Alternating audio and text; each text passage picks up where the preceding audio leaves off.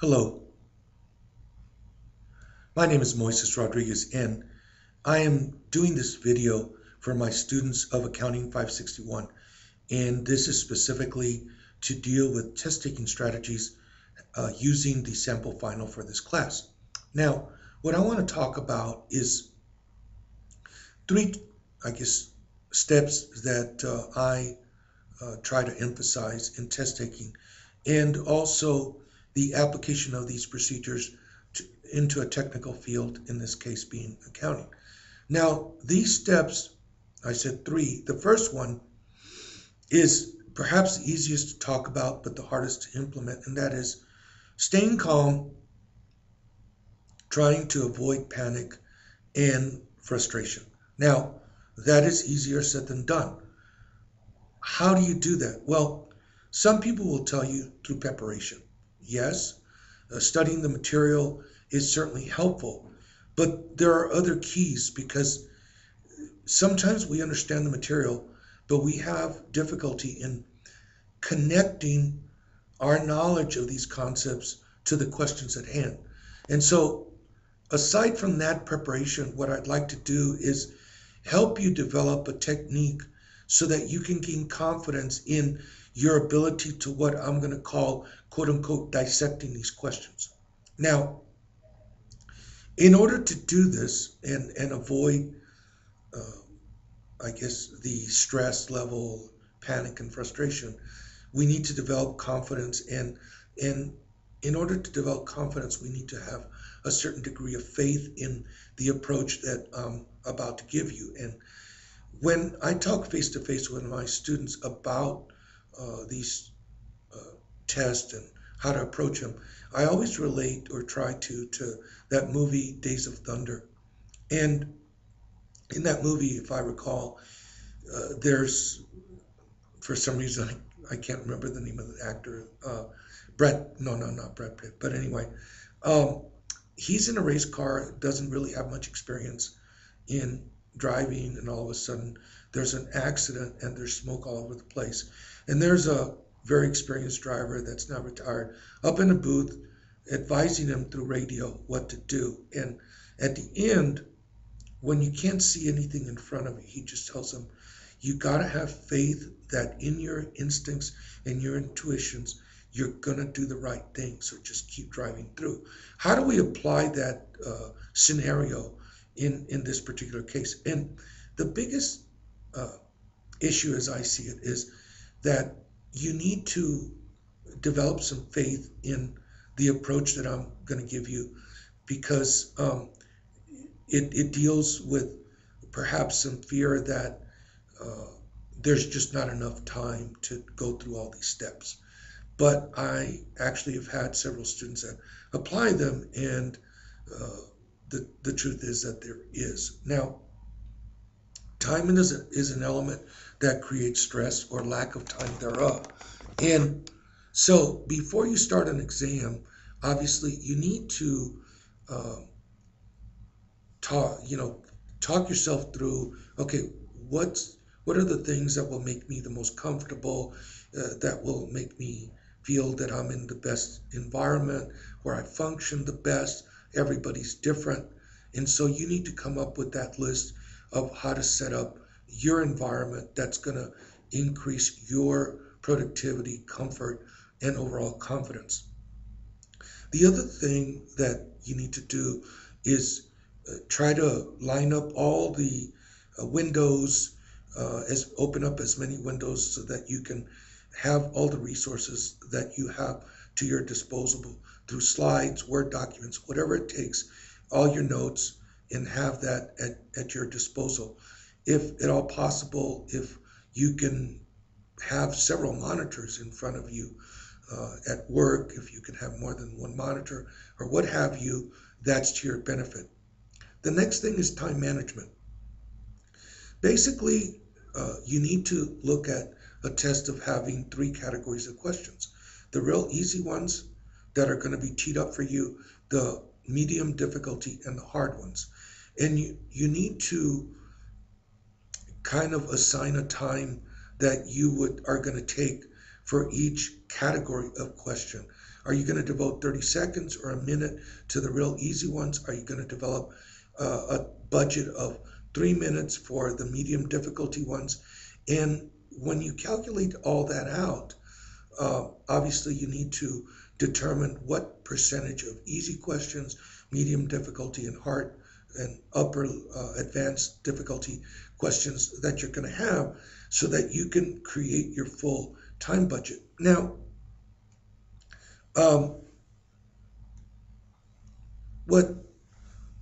what I suggest is that once you do that, okay, and excuse me while I have to deal with something that they want me to restart my computer. Okay,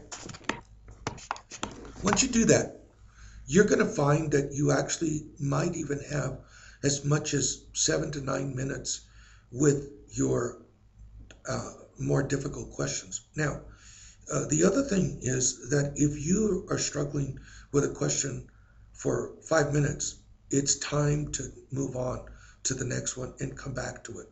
So that's another safeguard. In addition to that, if you're not quite sure of which one of the answers is the correct one, defer. Do not conclude and do not guess just yet. Give it a chance, move on. There might be a question further on that's going to help you answer that question. So the best thing to do is move on, make a note, and come back. Now, the second technique or approach is dealing with the counterintuitive, and that is to kind of approach an exam in the opposite direction. Instead of looking for the correct answer, look for the incorrect answers and try to eliminate at least two. Now, how do we do that? Sometimes it's obvious. There should be at least two questions that are definitely incorrect. There might be one question, there may be only one question that's correct, and yet there are cases where there may be two questions that are correct, but you must find the most correct one. Now, in order to really follow this step of dealing with the counterintuitive, we need to now talk about the third step, and that is that we need to practice identifying the key word in the question itself that will help us differentiate some of the questions and help us eliminate the ones that are wrong. Now, in a world of accounting, economics, and finance, we're dealing with a very technical world, and as I mentioned, in accounting, the system of accounting is based on a legal background because we follow the legal and economic system to develop our basis for recording transactions in accounting. So I really encourage all business students, especially accounting students, to practice identifying the keyword, because many times one keyword in documents that we deal with, even in our personal lives, can change the entire meaning of a particular question or a particular statement. So when we combine all three, then we can approach every question with the intent of dissecting that question through using the keyword and using that as a basis for eliminating at least two of the questions that cannot be right. Okay, so let's go ahead and get started and try to apply this technique. What I have done is I have posted, or I will post, the sample final for this class under course materials, or if you can get it through the materials page under course materials, then all the better. But if you don't, then I will have already posted this in some form for you to have access to it. Now, question number 1 in this sample final is the blank is also called the statement of financial position. Now, let's take a second to identify what the keyword might be. And if you don't have a lot of experience with this, let me go ahead and tell you what I think the keyword in this question is. And to me, the keyword is position. Now, I ask you as students, what does position signify to you? Okay. And if you're going to try to differentiate the various answers, then I ask you to put position from the standpoint that they're going to ask you to differentiate from the four financial statements to determine which one really reflects more a position. And so if we look at what the four, but before looking at the answers, if we think about what are the four financial statements, it's the income statement, statement of retained earnings, balance sheet, and statement of cash flows. Well, again, we go back to the word position. And if we look at the four financial statements, many of them are flow. So if we dig a little deeper, then perhaps we can establish the position, no pun intended, that this key word means stationary, or taking it to a next step, a snapshot in time. But we don't need to go that far. If we just establish the concept that position means stationary, we can go to the income statement and say, well, that's not, that's more of a fluid situation because that's flow. If we go to the statement of cash flows, that's also a flow.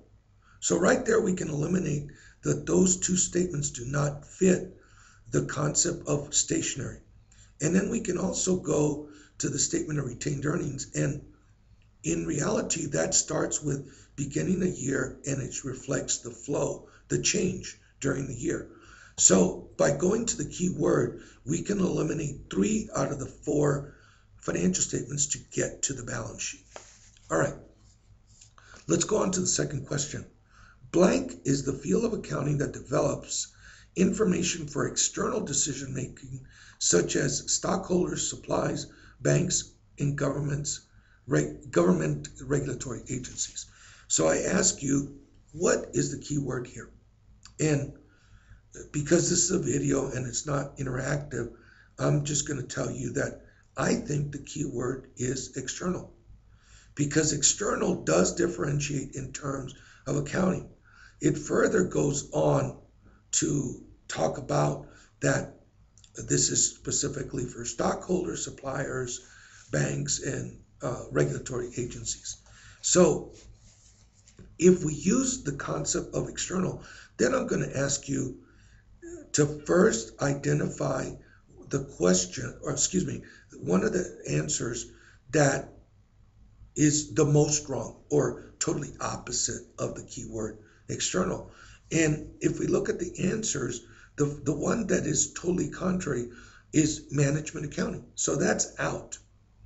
And so then the next thing is we're looking for external financial statements that are presented to investors, creditors, and agencies. And I would state to you that auditing is really more of a third party, or it can actually be an external third party, and it can be an internal third party, but just to kind of serve as a verification process. And that, while that may complement the statements that go to external parties, it's certainly just like a process or an additional step or a third party that just adds verification to the final product and not the final product itself. And then let's take a look at tax accounting. Perhaps we should have looked at that before.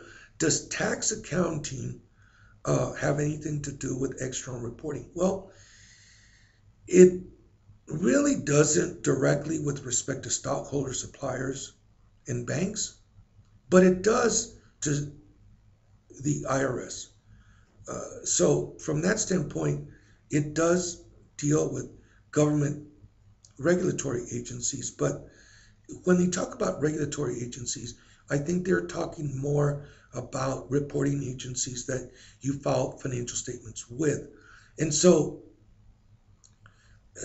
while some of the external concept may apply to this, the question is that really the best answer? And so then let's leave that one sort of like just without eliminating it. Let's go to the last one, which is financial accounting. And So we can definitely see that external reporting is primarily for financial accounting. Now let's go back and compare that to tax accounting, and which would be the best answer. And I think clearly in this case it's financial accounting. Let's go to question number 3. The primary users of management accounting information are, and so the question is, what's the key word?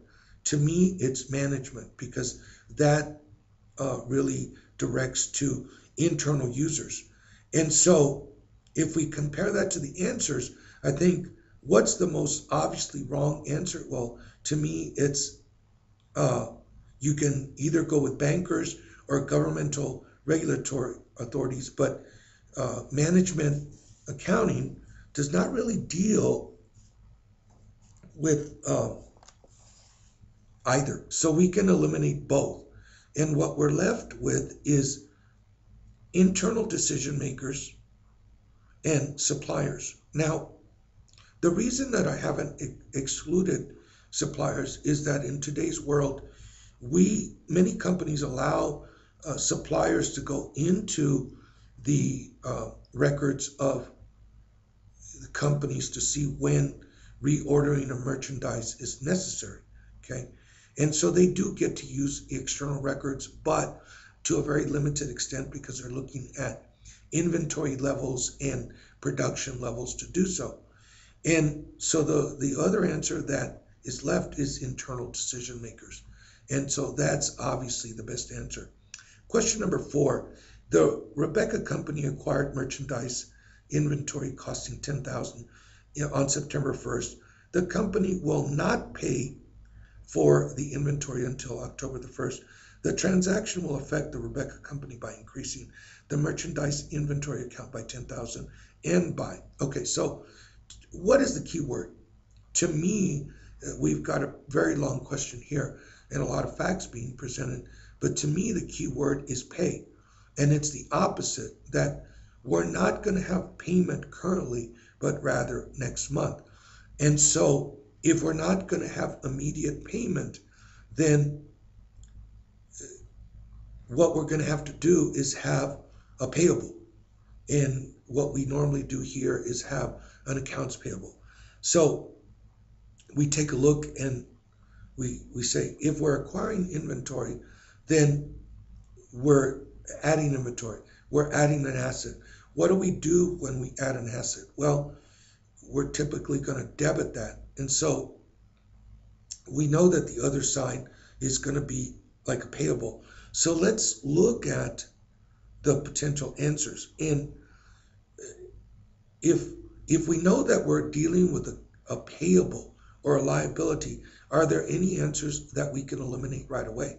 And I think the answer is yes, because we have 2 of the answers that deal with capital accounts. Well, capital accounts are basically used to reflect additional capital contributions, capital distributions, or any additional capital that's inuring by virtue of earnings. Well, we don't really deal with any effect to capital accounts until we have gone ahead and summarized all the net income activities. And right now, we're just dealing with an acquisition of inventory.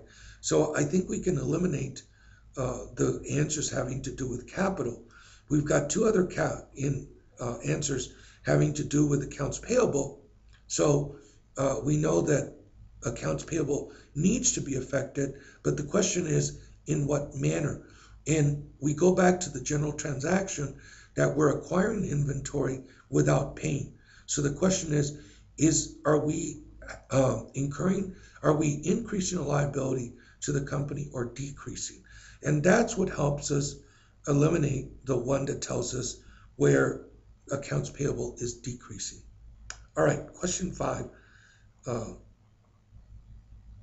This company, Eliwanda, or Eliwanda's company's accountant recorded a debit to the accounts payable account and a credit to the cash account. This transaction will. And so Uh, this perhaps is a more difficult question to identify. What's the key word here? But to me, the the key the key word to me is that they are actually debiting an accounts payable. And when I debit an accounts payable, that's typically reflective that I'm paying down an obligation. Okay. And that's supported by the fact that we are crediting a cash account. So it further supports that we're paying down an obligation. And so let's take a look at some of the questions and resist the temptation to identify the right answer, but rather look to eliminate at least two other potential answers. And so the question here is there any questions that we can eliminate right away? Well, we know that by the transaction itself, we're paying out cash, and so therefore our cash is going to decrease. And so there's two questions that talk about cash increasing. And I think before going any further, we can eliminate those two and leave the ones where cash is decreased and deal with those two to see which other one are the answers we can eliminate. Now, between the two that are left, one says that accounts payable is going to increase, and the other one says that accounts payable is going to decrease. Well, I think that by virtue of the fact that if we go to the keyword, we're debiting accounts payable, then it tells us that our accounts payable is decreasing. And so we can eliminate the question that says that our accounts payable is increasing, and therefore eliminate three answers, and get to the one remaining. Question 6. The accrual basis of accounting recognizes transactions effects on financial statements in the period when. Okay, and so the question is, what's the keyword? And you could say accrue, or you could say recognize. Okay, to me, the keyword is recognize. When are transactions recognized under the accrual basis? Okay, and so let's take a look. If we think about what the accrual basis is all about, is transactions are recognized when revenues are in a period when revenues and expenses are earned and incurred. I mean, sort of following legal and economic interpretation. So given that, can we look at the answers and instead refrain from trying to jump at the question that looks right and look to eliminate questions that cannot be right? And so which is the one that just appears the most incorrect? And to me, it is when cash is received or dispersed, because if we go to the accrual method, a lot of times we recognize revenue and expenses irrespective of when the cash comes in or the cash goes out. And so then we got 3 left, and are there any answers that just are meaningless? And to me, the answer, the accounting equation, is decreased. Well, that is nonsensical. Okay, the accounting equation should always equal one another, and so it's not decrease, it's not increase. Assets will always equal liabilities. Okay, and so I think we can eliminate that one. Okay, and so then the next answer, that I wonder about, the transaction occurs. Well, is that really incorrect?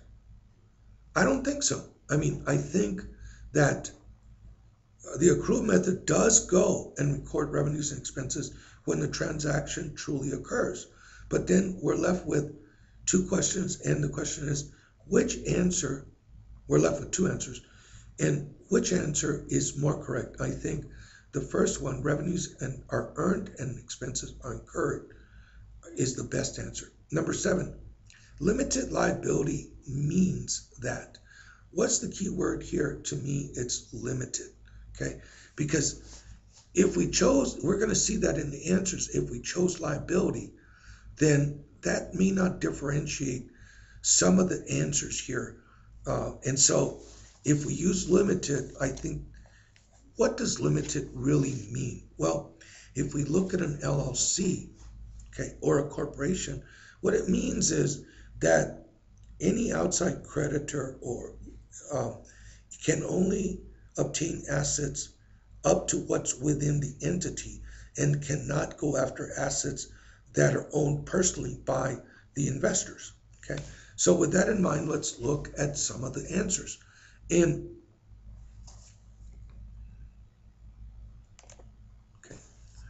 let's look. The corporation's creditors have claims on only the assets of the corporation and not the assets of the owners. Well, we very well could have the temptation to jump on that and just move on to the next question, but I ask you to please resist temptation.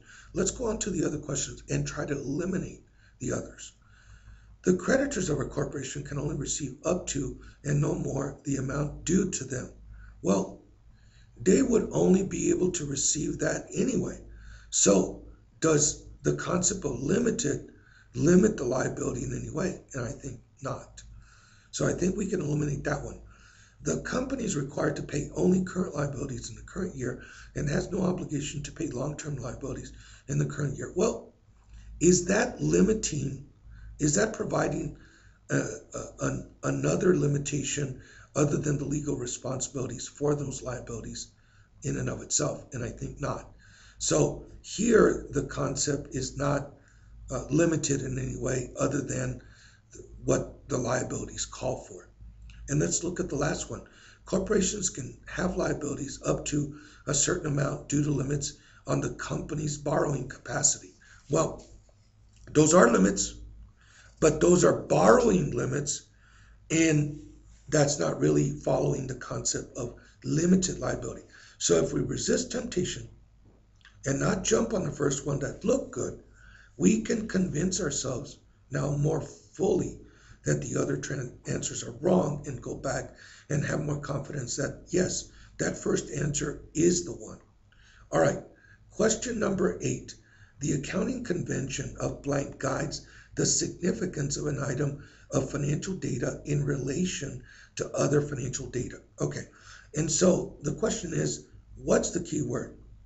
To me, the key word is significance. Now, you may not, as a student, may not have enough accounting background to really realize that. But if you go back to the slides that I talk about where accounting is more about relationships, and we try to apply that big idea to the concept that we're always comparing one number to another to see how it relates. And if we now incorporate the keyword significance, then we try to build different blocks and get to the concept that depending on what our size of company is, depending on the size of our revenues and expenses, there are, and also the size of our assets and liabilities, there are amounts that are more significant than others relative to the size of our company. And so, given all that, let's try to eliminate some questions. And so I would say, let's try to find some answers, eliminate some of the answers that could be wrong. And so, could there be some answers that have nothing to do with the keyword significance? And to me, the one that stands out is objectivity. What does objectivity mean? To me, it means being impartial, not being biased. And is that really part and parcel to the keyword significance? To me, no, because being impartial is something just being like a third party, being objective, being unbiased. Okay, to me that is different from a financial amount that's significant. Okay, what's the next one? Well, to me, conservatism. Conservatism tells you that if in doubt, expense an expense now versus later, and if in doubt, do not recognize a revenue now and wait for further confirmation later. Does that have anything to do with significance? Well, perhaps, but I think in a very indirect way. So I think we can eliminate that one as well. So we're left with cost benefit and materiality. Cost benefit kind of talks about it, or we can apply the concept of cost benefit from the standpoint that in accounting we can only spend so many dollars to track dollars, and so we can say that sometimes it's not in our interest to track accounting information because it doesn't serve a cost benefit analysis. And so in terms of the significance of an item, we could argue that through a cost benefit analysis, an item is not significant enough for us to track, and therefore we may just want expense. But the question is, let's look at the final answer, materiality. And if you're not familiar with this concept, materiality is specifically on point that if an item is not material or significant relative to the financial operations of a company, then basically you can expense something. And so while there's a close relationship between the two remaining answers, I think that the best answer here is materiality, because that is a concept that applies to something that is not significant and therefore we don't have to track. Question number 9. The accounting convention blank permits a company to immediately expense assets such as garbage can with small value and long useful lives. Now, what's the key word? Okay, well, to me, it's immediately. Okay, now why? Because we're talking about items or assets that could very well have a long useful life, but are small values. Okay, but to me, the key word is despite the fact that they have long useful lives, and we should basically keeps an asset on the books over the economic life or functionality of that asset, we can still immediately expense this asset. And so let's look to the answers and see if there's any answers that we can eliminate right away. And again, it seems like objectivity is sort of like a non-player here.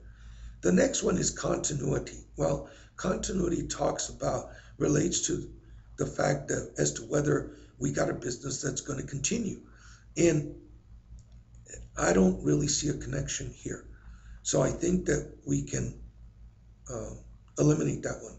The next one is conservatism. What does that mean? Well, again, it means that if in doubt about an asset, whether it has a future value, then expense. But here we're talking about that this asset does have a long useful life. It's not in doubt. So I think basically, while a close resemblance, we can eliminate this one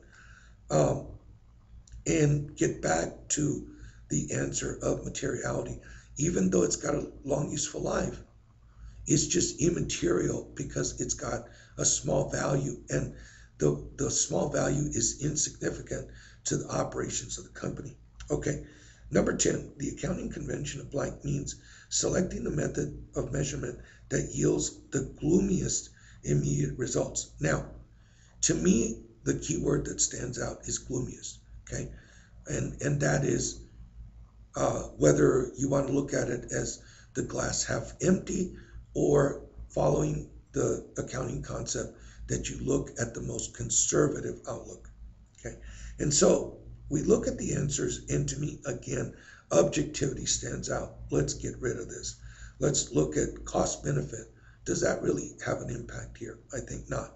And so we're left with materiality and conservatism. Now, materiality again is significance. Is that really directly related to gloomiest? I think not. And so with the keyword, we're actually able to eliminate 3 of the answers. Number 11, valuing assets at market value to facilitate the measurement of economic income violates the accounting convention. And so to me, the key word is economic, because in accounting, we don't really measure while we try to use our legal basis and our economic measurement of most transactions, the one thing that we do not do is recognize certain economic income that takes judgment and when transactions have not been completed. So, and we go based on that because we use like a historical cost approach. So having selected the keyword economic, let's look at some of the answers and try to eliminate some materiality. Well, that's significance. That does not have anything to do with economic income. Matching, well, you know what? That one may be relevant because we match income with expense when the transaction occurs. But again, what we're trying to do is identify certain economic income that's not generally recognized under accounting principles. So I think we can eliminate that one. Then I ask you to go to cost benefit. Is that really something related to economic income? And I think not. So when we use the keyword economic, we can again eliminate 3 of the potential answers. Now, let's go to question 12. Absorption costing assigns what to the product? Well, to be honest with you, in order to answer this question, you would need to know what absorption costing is. So I think by default,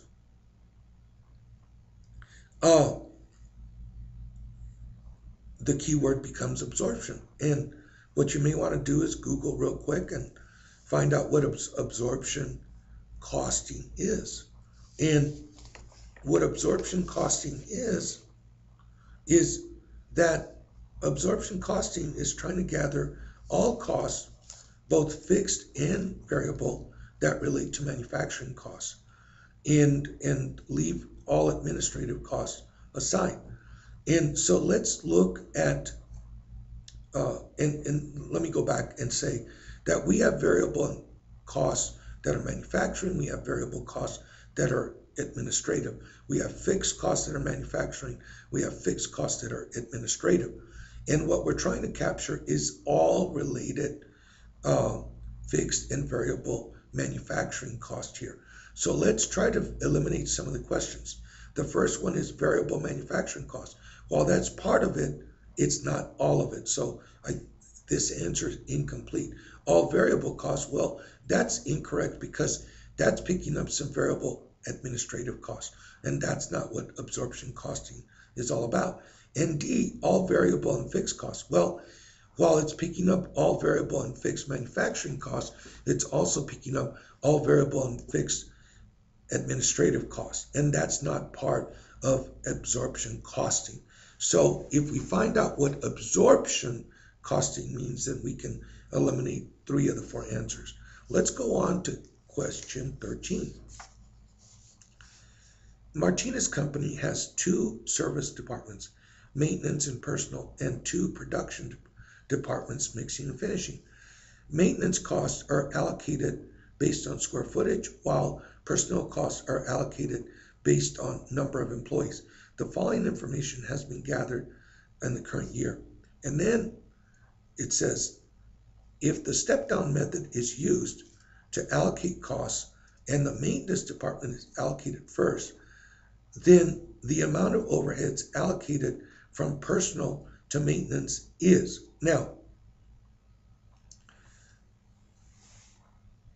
in order to really answer this question, the first thing is you really need to know what the step-down method is. Now, the step-down method is basically that you're going to allocate one layer of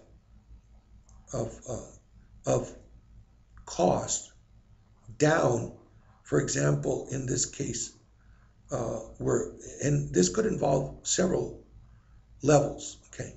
But for now, we're just going to deal with one level.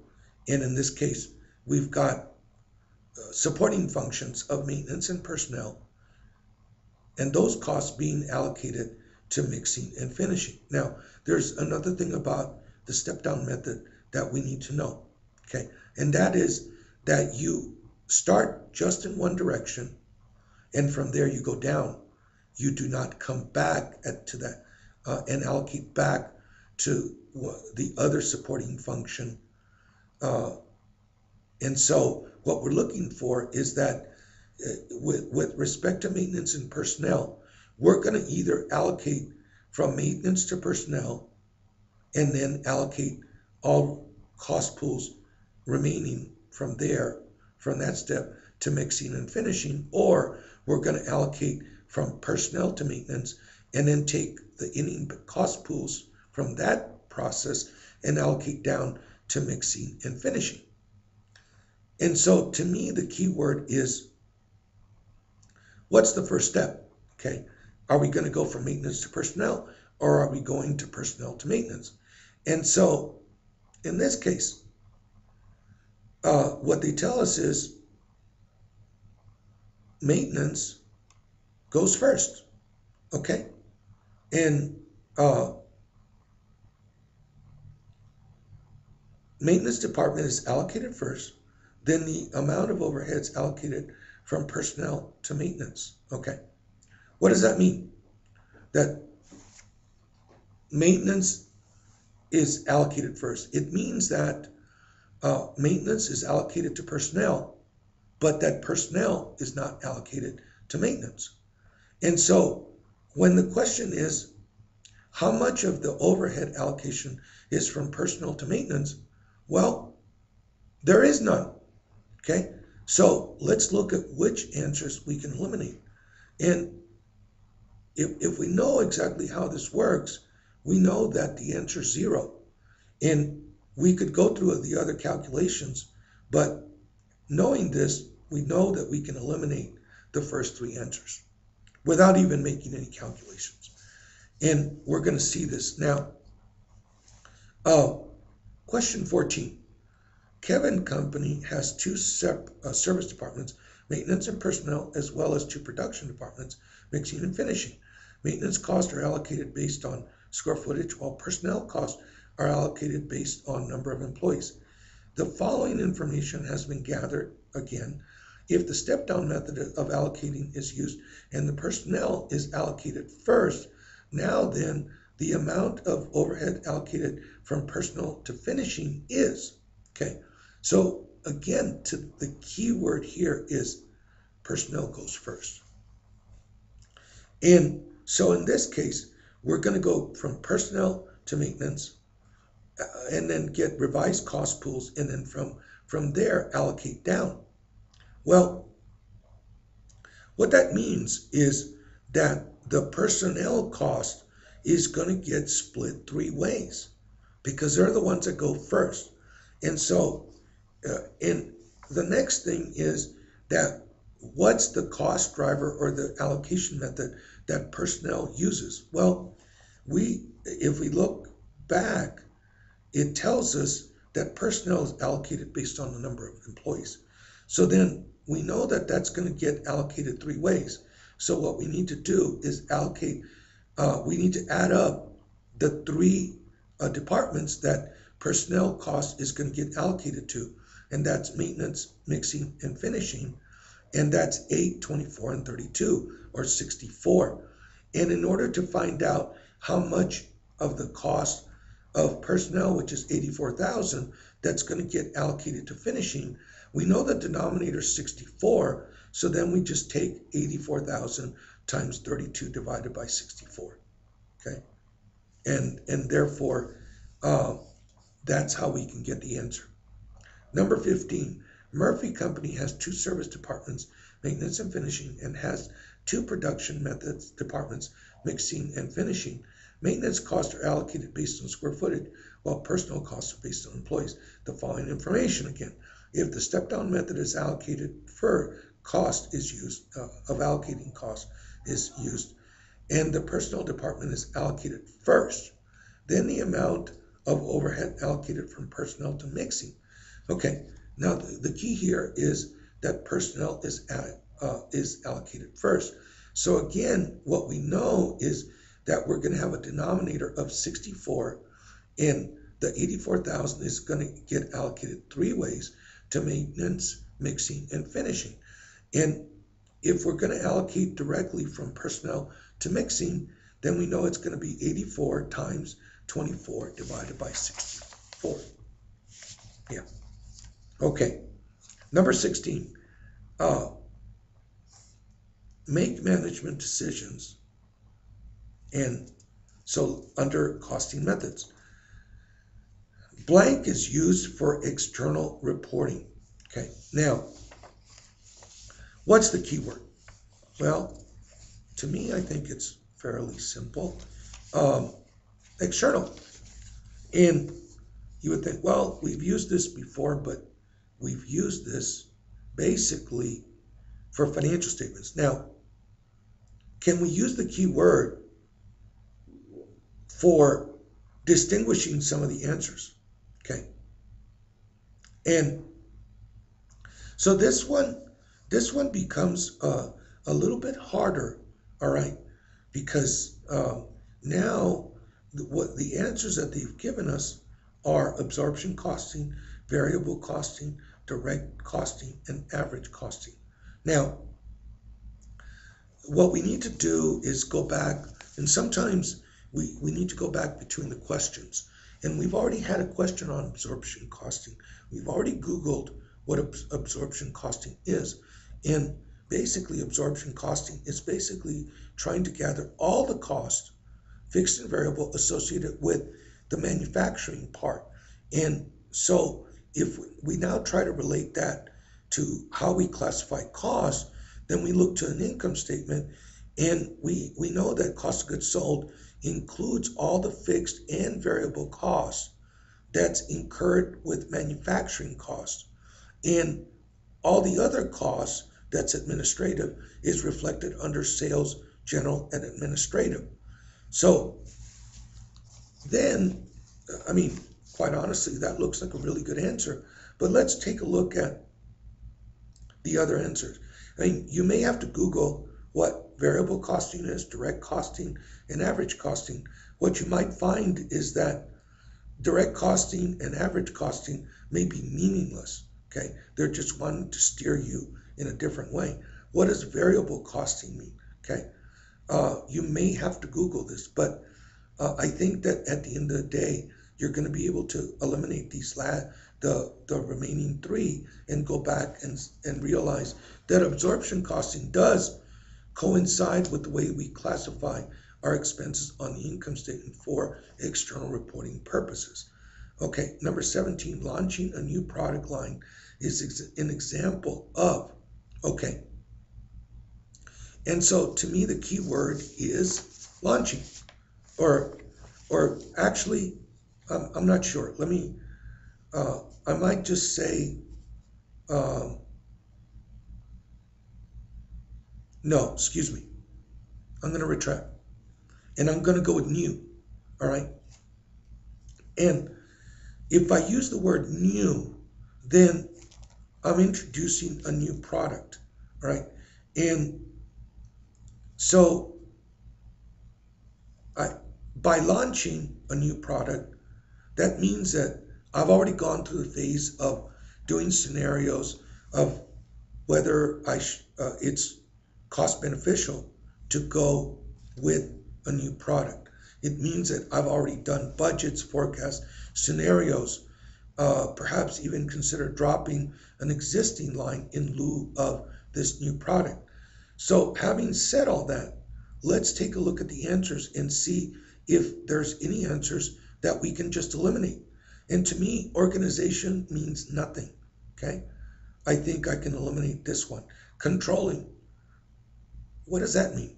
I don't think that fits with what we're trying to go. So I think that we can eliminate that one. Then planning, well, that is when we're launching a new product, planning is involved. But the question is, which is the best answer? And I think the best answer is decision making, because we can do all the planning we want, but to launch a product means that we have to get to a final decision. We're going to take the risk. All right, number 18, which of the following is a cost driver of customer service costs? Okay, and hopefully by the time you see this, we will have talked about cost drivers and know at least somewhat what it is. But the question is, what's the key word here? And I think the key word here is service. All right, and we'll see right here, if we use the keyword service, we look at the first question, hours spent on designing. Well, this isn't a design situation. This is serving the customer. Okay, so I think we can eliminate that one. Travel costs of vice president of production. Guys, this isn't a matter of the production phase or the travel cost of the vice president. This is, you've already sold the product, now you're servicing it. So I think we can eliminate that one. Number of service calls looks good, but let's not jump to that conclusion. Let's go to D. Office rent for the accounting office. What does that have to do with service? So now that we feel comfortable about eliminating the last one, we can go to the one, back to the one that looks like the best one. 19. Walnut Corporation sells desk at $460 per desk. The cost associated with each desk is as follows: direct materials, direct labor, variable factory overhead. Total fixed cost for the period is this. The contribution margin per desk is. Now, what's the key word? Well, can you just go with margin? Well, perhaps not. What you need to know is what's the contribution margin. And if you don't know, okay, then you're going to have to look it up. And what contribution margin is basically the difference between sales price less all your variable costs. And so you need to know which one's a variable cost. Direct materials is a variable cost. Direct labor is a variable cost. And they've given you the portion of the overheads that are variable costs as well. So in this case, you add up all the costs and subtract it from the sales price so that you can get your answer. And I'll let you do that, okay? Number 20, if the sales price per unit is $100, the total fixed costs are $75,000 and the break-even volume in dollar sales is $250. The variable cost per unit is, okay, so basically what you got here is just a question that's requiring you to use the formula to work forwards and backwards to get to the undetermined or the unknown factor here. And so here's what we've got. We know that we have 75,000 of fixed costs, and the break-even volume in total dollars is $250. And so we know that the sales price is 100. So if we take 250,000 and divide it by 100, okay, that leaves us with 2,500 units. Okay, all right. Then we say, of those 250,000 sales, we have to reserve 75,000 for fixed cost. And so that means that our variable cost is 175,000, okay? And yet we're selling 2,500 units. So if you take 175,000 divided by 2,500, I think you're going to get to 70. All right, not just doing the math in my head right now. Okay, let's go to 21. Hug Me Company produces dolls. Each doll sells for $20. Variable cost per unit is 14, of which 625 is direct material and 525 is direct labor. If total fixed costs are 435,000, then the break-even volume in dollars is, okay, well, one of the things that we can do here is say, let's get to the contribution margin. We take 20 less 14. We're left with 6, okay? Sometimes some of the information is not necessary, all right? So if we have a contribution of $6, what we do is we can use this to figure out how many units we need to sell, and then take it times the sales price. So if we take 435,000 and divide it by 6 and then multiply by 20, I think we can get to the answer. Number 22. If the sales price per unit is 100, the unit variable cost is 75 and the total fixed cost 150, then the break-even volume in dollars rounded to the nearest whole dollar is, okay, we know that the sales price is 100. The variable cost is 75. Our contribution margin is 25. So what we can do is take 150,000 divided by 25. I think that's going to, let's see, if I take 150,000 divided by 25, then that's going to give me 6,000. All right. And then I take that times 100. I think that'll give us our answer. Okay, 23. Differences between static budget and flexible budget are caused by. Okay, now, what's the key word here? Well, I think it's differences. Now, in order to answer this one, you need to know what a static budget is and a flexible budget is.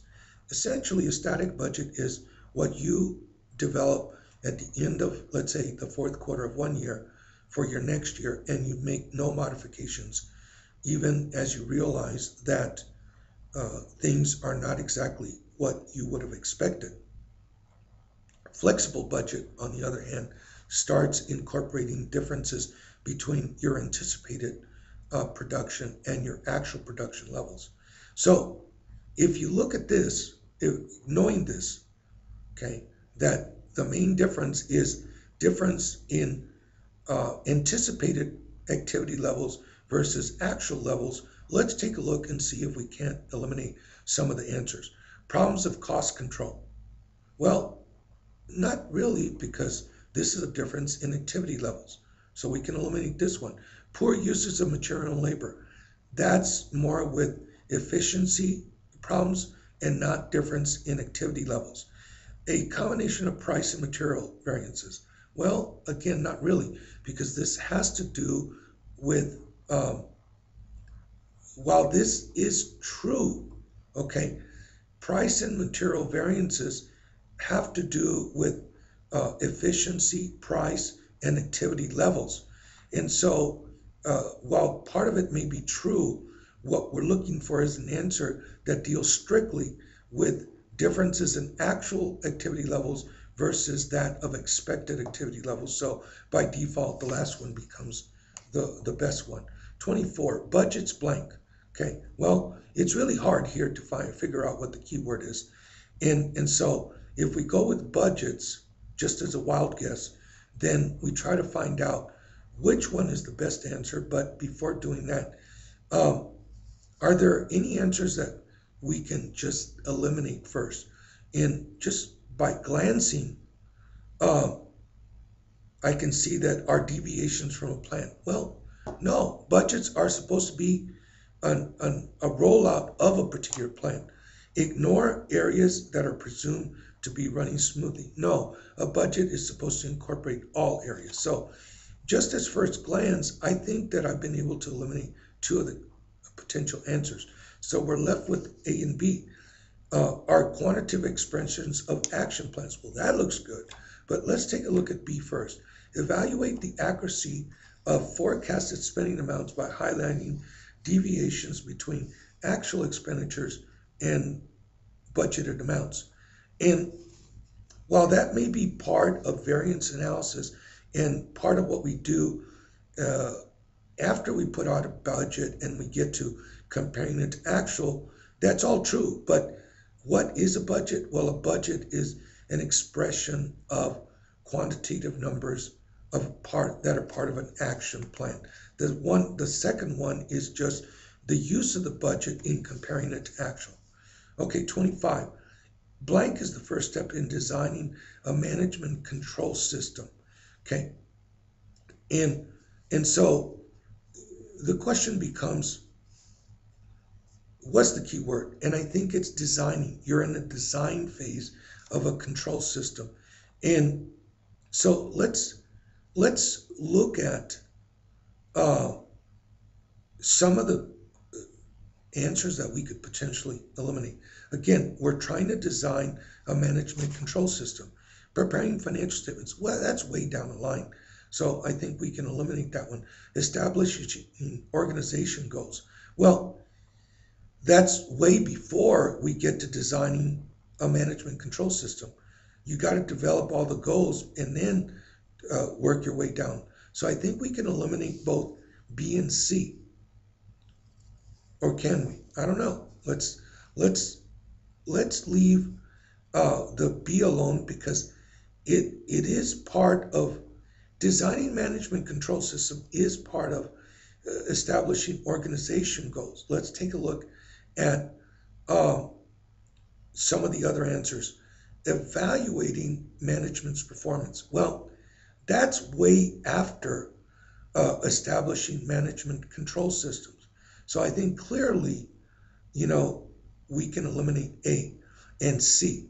Let's go to D, distinguishing between profit centers and cost centers. Well, that's a real close one. I'm going to tell you, because that may be part of knowing which ones to focus on, and it may be part of designing a management control system. So I'll be honest with you, I've got a real issue as to which one to select between B and D. And the one thing here is using this system by having eliminated two of the potential answers. In the best case, you're left with two, and it becomes a 50% you got a 50% probability of getting an answer right, even if you can't figure out between the two. So I'm going to let you deal with this one. 26, the main budget quantifies, the master budget quantifies targets for. Okay, and for me, I'm going to say that the key word is master. And the reason for this is that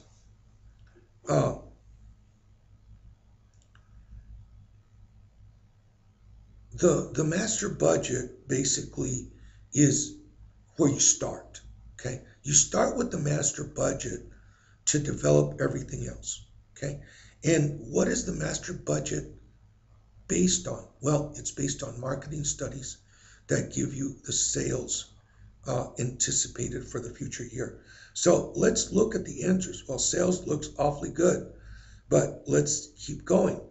Product design. Well, that looks good too. Markets, oh man, even good. So the first three look good. Now, efficiency activity. Now, I can definitely say that's at the production level. That's after the master budget. So at least I've been able to eliminate one so far.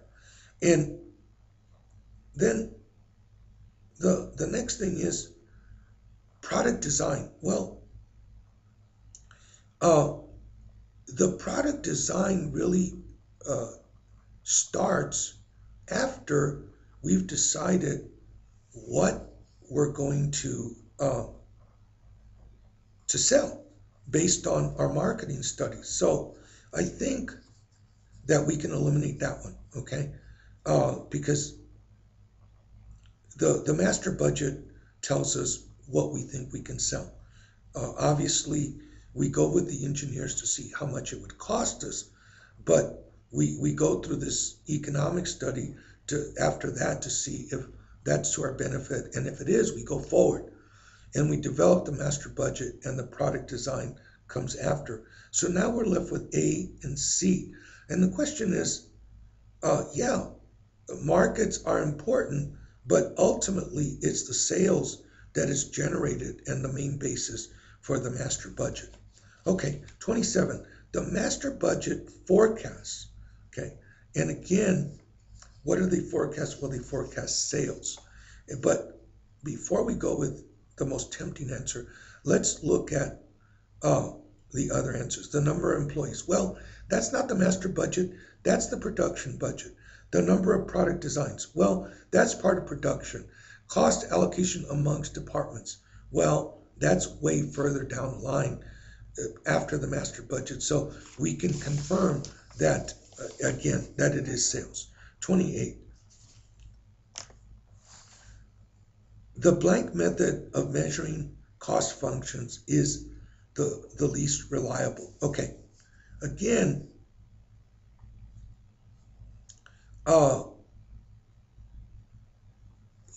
this question, it may be tough to identify the key word, but let's just say we go with reliable. In other words, this is the least reliable. So we're talking about cost functions and allocating, and so we're looking for the least reliable. So before we jump to any answer, let's try to find which goes in the opposite direction, perhaps the most reliable. So to me, multiple least squares regression sure sounds like the most intense and complicated. So I think I can eliminate this one. Simple least squares regression certainly is still complicated, so I think I can eliminate that one. And then what I'm left with is high-low and visual fit. Well, while that may be a tough one, okay, because the truth is that may be up to interpretation, but what you're left with is a 50% chance. And in this case, the answer sheet says, that A is the least reliable, even though you're doing some calculations, but it's just arbitrary, the calculation. And so perhaps if you're an experienced engineer, what have you, the visual fit would be more reliable. 29, managers should apply two principles to obtain accurate and useful cost information. These principles are, okay. Now, this one each certainly becomes even more difficult to get. One word that's a key word, but perhaps we can use accurate, okay? Maybe we want to use accurate and useful. And so let's see what answers just do not fit, okay? And so we want something that is both accurate and useful. Which answers simply do not fit this? Well, we gotta sometimes go to the statement that if any part of an answer is incorrect or doesn't fit, okay, then the entire answer does not fit. And here what I see is there's two answers here that use the word validity, and there's another answer that uses believability. And to be honest with you, I'm going to say, well, believability, that just that's really getting far off here, because this is not a matter of whether we want to believe. It's a matter of how much can we determine that it's accurate.